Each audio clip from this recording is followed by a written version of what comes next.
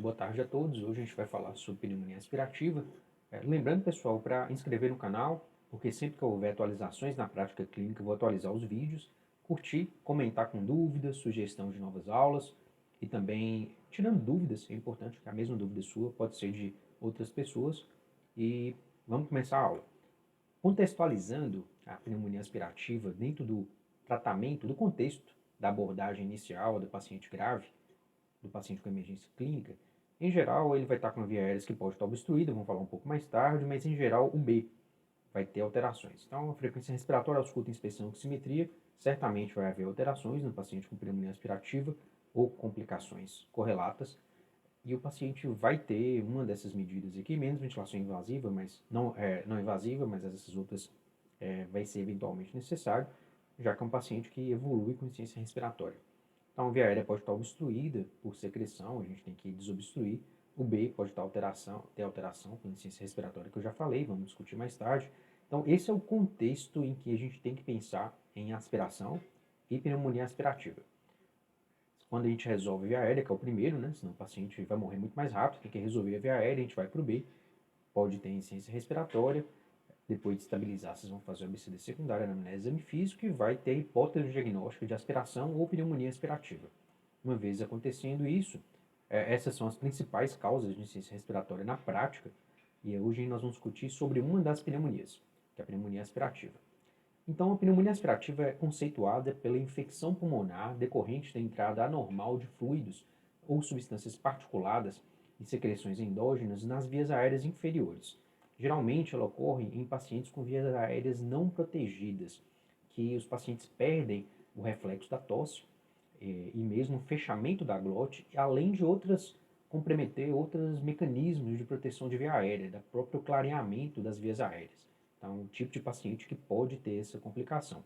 Essas substâncias particuladas, fluidos, materiais endógenos, fluidos endógenos, vão ter o efeito tóxico direto no pulmão, como a gente está falando aqui, além de provocar inflamação e aumento da proliferação bacteriana. Os pacientes, as causas mais comuns em que a pneumonia aspirativa ou aspiração está associada são os pacientes que apresentam o seguinte contexto clínico: uma redução de nível de consciência, geralmente por etilismo agudo, drogas, uso abusivo de drogas e pós-comercial, ou então disfagia em doenças neurológicas como síndrome demenciais, doença de Parkinson e AVE, tá? Então, em geral, alguma alteração de nível de consciência ou de controle neurológico mesmo, da deglutição, vai levar à broncoaspiração. Existem outras causas e condições que também predispõem à aspiração e pneumonia aspirativa, mas de longe essas aqui são as mais comuns na prática clínica. Outra coisa é a higiene oral, que se ela for deficiente, vai aumentar a colonização bacteriana e a quantidade de micro-organismos no fluido aspirado para vias aéreas inferiores vai ser muito maior e daí o risco resultando em uma pneumonia aspirativa. Tem um estudo bem interessante que fala sobre a identificação do paciente de risco para pneumonia aspirativa ou aspiração.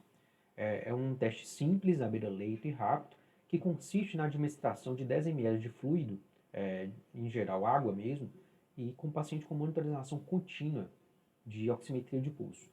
Se esse paciente tiver uma queda na saturação durante essa ingestão de 10 ml, ele é um paciente de risco para aspiração e pneumonia aspirativa. É claro, gente, que a gente, se tiver disponibilidade, vai pedir uma avaliação da fonoaudiologia, que de maneira muito mais detalhada e especializada vai falar sobre o risco de broncoaspiração e pneumonia aspirativa, embora isso é muito pouco disponível na prática 24 horas de um fonoaudiólogo. Esse é o estudo, bem interessante, depois dá uma olhada e lida. E existem exames mais fidedignos para identificar o paciente de risco. Em geral, são testes de deglutição por fluoroscopia, igual a gente está vendo aqui na imagem, ou mesmo algumas avaliações endoscópicas.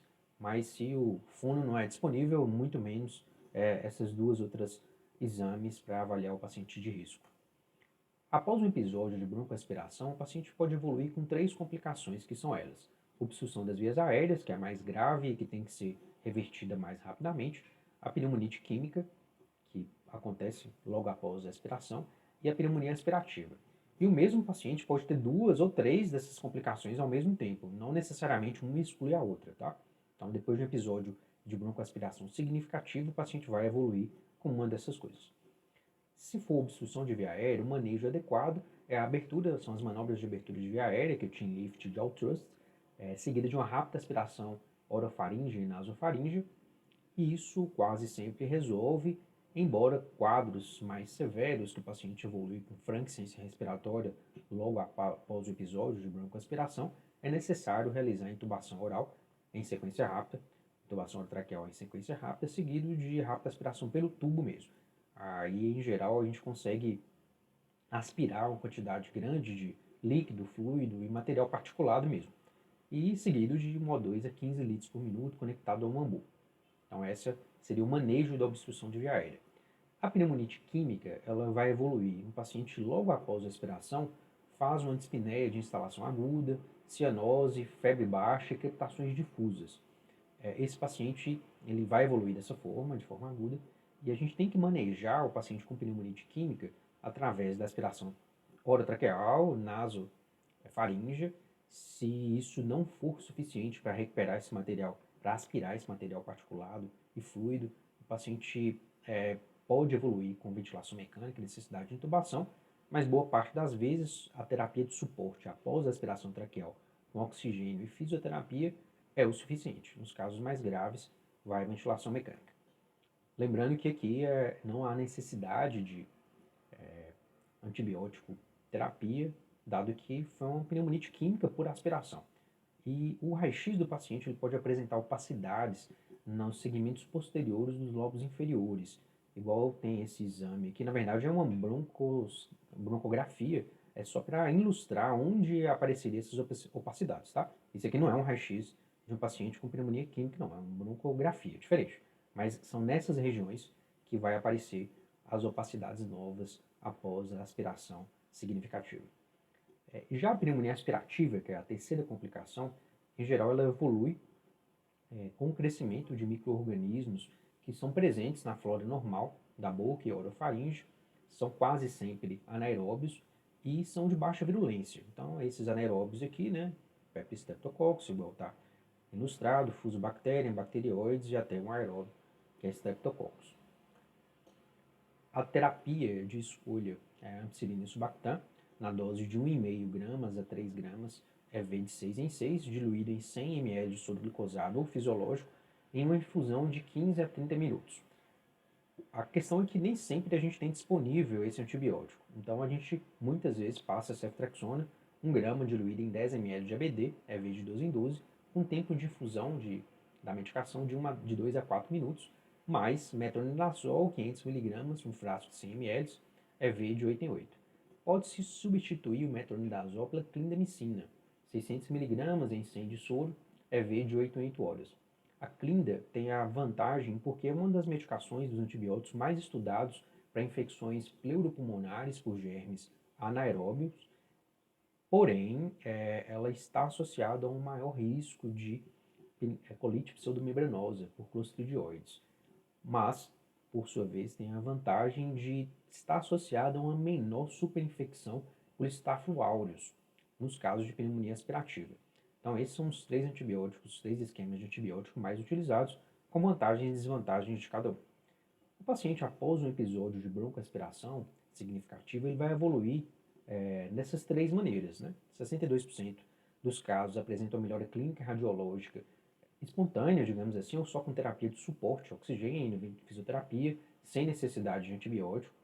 26% melhoram inicialmente, mas alguns dias depois eles vão piorar, com novas opacidades, igual a gente vê aqui, né, no raio-x de tórax, e febre, taquipneia, fazendo um diagnóstico de pneumonia aspirativa, sendo necessária antibiótico terapia, e 12% dos casos vai evoluir com síndrome de desconforto respiratório agudo, uma complicação grave de prognóstico reservado e mortalidade elevada. Contextualizando aqui e recapitulando tudo que a gente falou sobre pneumonia aspirativa e o episódio de broncoaspiração no manejo do paciente grave em emergência clínica, em geral é isso que vai acontecer. As vias aéreas vão estar obstruídas por secreções, material particulado, o B vai estar ruim, vai ter uma insuficiência respiratória, E eu vou fazer as medidas para resolver a via aérea. Primeiro, chin lift de altitude, as manobras de abertura de via aérea, seguidas de aspiração. Se isso não for suficiente, tem que evoluir com intubação orotraqueal, oxigênio em alto fluxo, tá bom? Após a gente estabilizar a parte da via aérea, a gente vai para o briefing. Em geral, a aspiração, a oxigenoterapia e fisioterapia são suficientes para manejar o paciente. Agora, nos pacientes que evoluem com franca insuficiência respiratória pela pneumonite, pneumonite química para a própria aspiração, aí é necessário a intubação orotraqueal e ventilação mecânica. E se o paciente estiver estável, ou evoluir estável depois disso, pode acontecer que no decorrer dos dias o paciente vai mudar o quadro e na anamnese exame físico a gente vai constatar que ele teve um episódio de broncoaspiração e começou a evoluir com febre, taquipneia, secreção, tosse, e a gente pede um raio-x de tórax confirmando o diagnóstico de pneumonia aspirativa e uma antibiótico terapia apropriada, uma daquelas 3 que a gente já citou, tem que ser iniciada. Então é isso, obrigado e até a próxima aula.